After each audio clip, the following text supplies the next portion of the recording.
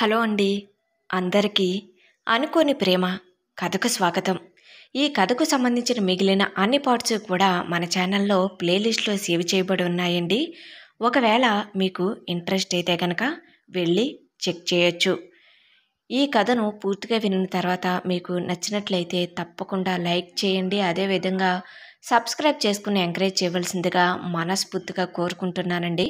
మరిక ఆలస్యం చేయకుండా కథలోకి వెళ్దాం.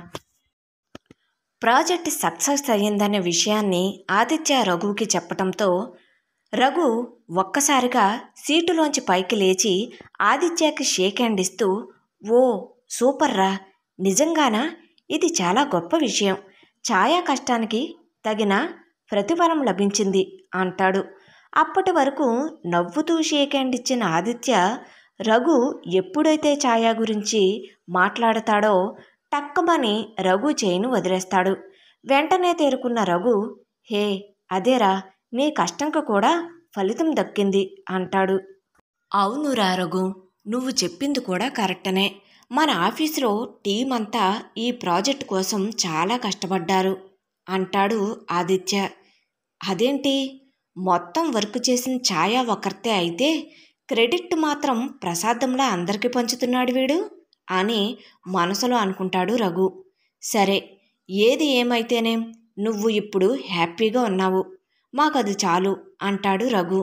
అవును రఘు, నేను చాలా హ్యాపీగా ఉన్నాను అంటాడు. సరే అయితే, ఇంత మంచి సక్సెస్ని సెలబ్రేట్ చేసుకోకుండా ఉంటే ఎలా? కాబట్టి ఆఫీసులో ఉన్న వారందరికీ ఇప్పుడే చిన్న పార్టీలా అరేంజ్ చేస్తే బాగుంటుంది అనుకుంటున్నాను ఆదిత్య అంటాడు రఘు. ఓ, ఇట్స్ నైస్ ఐడియా, తప్పకుండా అలానే చేద్దాం అంటూ ఎంకరేజ్ చేస్తాడు ఆదిత్య. రఘు ఆదిత్య క్యాబిన్ నుండి బయటకు వచ్చి, డియర్ గైస్, మన ప్రాజెక్ట్ సక్సెస్ అయ్యింది అని చెప్పగానే సిబ్బంది అంతా ఓ అని అరుపులు విజిల్స్ వేస్తారు. ఛాయ ఆనందంతో హే అని క్లాప్స్ కొడుతుంది. కాబట్టి ఆదిత్య సార్ మనందరికీ ఇంకో 1 అవర్లో ఒక స్మాల్ పార్టీని అరేంజ్ చేశారు. ప్రతి ఒక్కరూ ఫుల్గా పార్టీలో ఎంజాయ్ చేయండి అని చెప్పి అక్కడి నుండి వెళ్ళిపోతాడు. ఉమా తన ప్రక్కనే ఉన్న అమ్మాయితో, చూసావా, ఎప్పుడు మనం పార్టీ ఉంది బయటికి వెళ్తామంటే ఒప్పుకొని ఆదిత్య సార్ ఇప్పుడు ఈ ఛాయా దయవల్ల ఏకంగా ఆఫీసులోనే పార్టీ అరేంజ్ చేశారు అంటుంది. అవునవును అంటూ ఆ అమ్మాయి ఛాయా వైపు చూస్తుంది. 1 గంట వ్యవధిలో ఆఫీసులోని సిబ్బంది అంతా కలిసి పార్టీ మొదలు పెడతారు.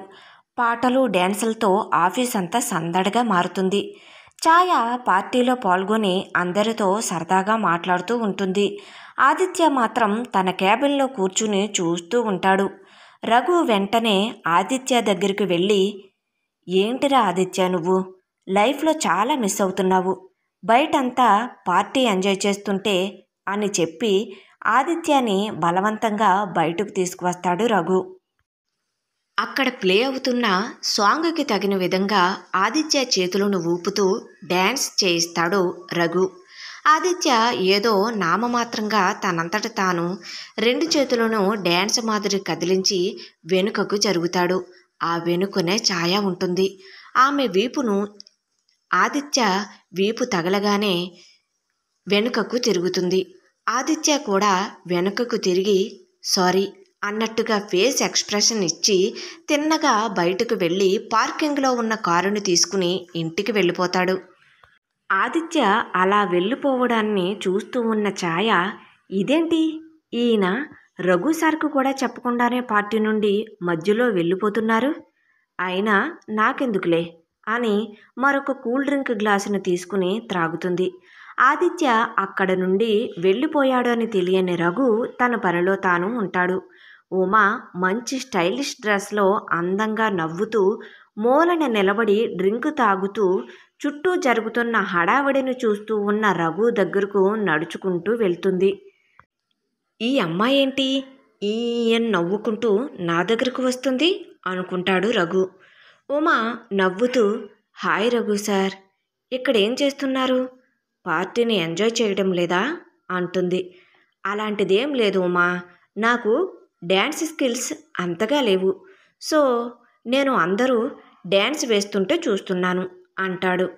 ఓ అలానా అని రఘు చేతిలో ఉన్న డ్రింకును అనుమతి లేకుండానే తన చేతిలోకి తీసుకుని ఒక సిప్ చేస్తుంది. ఆమె కళ్ళు మూసుకుని, వావ్, ఈ డ్రింక్ చాలా బాగుంది సార్. ఇది మీకు ఎవరు కల్పించారు? నాకు కూడా కావాలి అంటుంది. ఈ అమ్మాయి ఏంట్రా బాబు, నన్ను తగులుకుంది, పెద్ద తింగరచ్చంలా ఉందే అని అనుకుని, అది అది మీరు త్రాగేది కాదు ఉమా అంటాడు. అయినా ఆమె వినిపించుకోకుండా, ప్లీజ్ సార్ చెప్పండి అని బ్రతిమలాడినట్లు అడుగుతుంది.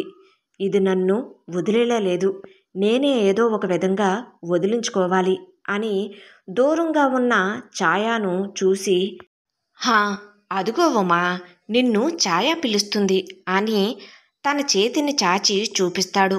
అవునా అని ఉమా వెనకకు తిరుగుతుంది. అంతే, కనురెప్ప మూతపడేంత సమయంలో అక్కడి నుండి తప్పించుకుంటాడు రఘు.